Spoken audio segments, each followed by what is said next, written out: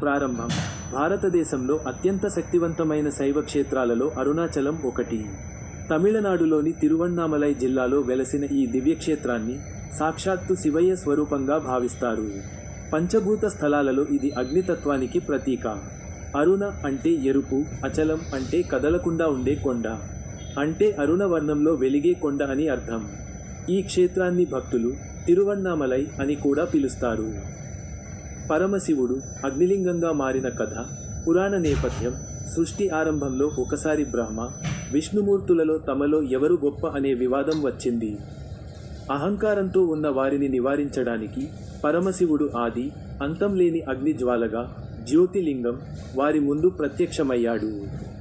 ఆ జ్వాల యొక్క అగ్రభాగాన్ని బ్రహ్మ, పాదాలను విష్ణువు వెతకాలని నిర్ణయించుకున్నారు.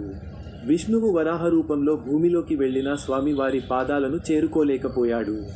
ఇక బ్రహ్మదేవుడు తామర పువ్వును సాక్షిగా పెట్టుకుని తాను జ్యోతిని చూశానని అబద్ధం చెప్పాడు.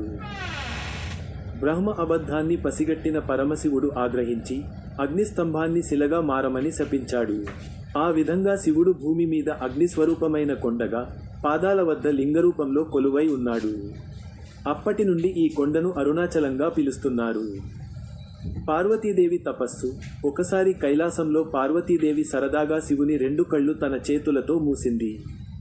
ఆ క్షణం విశ్వమంతా చీకటి ఆవరించి సమస్త జీవకోటి అంధకారంలో మునిగిపోయింది. భూలోకంలో సృష్టి ఆగిపోయింది.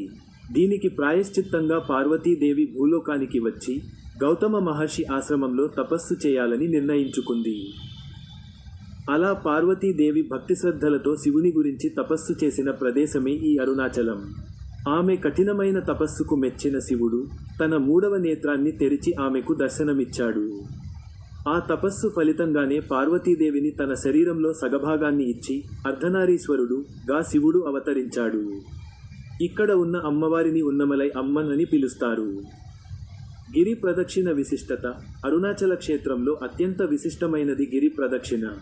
14 కిలోమీటర్ల మేర కొండ చుట్టూ నడిచే ఈ ప్రదక్షిణకు ఆధ్యాత్మికంగా ఎంతో ప్రాముఖ్యత ఉంది.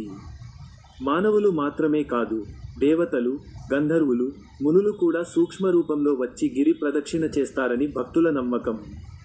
అరుణాచలంలో అడుగుపెట్టినంత మాత్రాన సమస్త పాపాలు హరించుకుపోతాయని, భక్తులకు ముక్తి లభిస్తుందని పురాణాలు చెబుతున్నాయి. కార్తీక దీపోత్సవం. ఈ ఆలయంలో జరిగే కార్తీక దీపోత్సవం ప్రపంచ ప్రసిద్ధి చెందింది. ప్రతి సంవత్సరం కార్తీక పౌర్ణమి నాడు సాయంత్రం 6 గంటలకు ఆలయం వెనుక ఉన్న అరుణాచల కొండ శిఖరంపై భారీ జ్యోతిని వెలిగిస్తారు. ఈ మహాదీపాన్ని దర్శించుకోవడానికి లక్షలాది మంది భక్తులు తిరువణ్ణామలైకి చేరుకుంటారు. ఈ జ్యోతి రూపంలో శివుని దర్శిస్తే సమస్త దోషాలు తొలగిపోతాయని విశ్వాసం. చారిత్రక నేపథ్యం. ఈ ఆలయ చరిత్ర 9వ శతాబ్దానికి చెందినది. చోళ రాజులు, విజయనగర సామ్రాజ్యాధినేతలు మరియు సాలువ రాజులు ఈ ఆలయ నిర్మాణానికి ఎంతో కృషి చేశారు. ఆలయం లోపల ఉన్న శాసనాలు ఈ ప్రాంత ప్రాచీనతను చాటి చెబుతాయి. ముగింపు. మనం చేసిన పాపాలను, రుణాలను తుడిచిపెట్టేసి మోక్షాన్ని ప్రసాదించే దివ్యక్షేత్రం అరుణాచలం. జీవితంలో ఒక్కసారైనా ఈ పవిత్ర క్షేత్రాన్ని దర్శించి స్వామివారిని, కొండను ఆరాధించడం వల్ల అపారమైన మానసిక ప్రశాంతత కలుగుతుంది.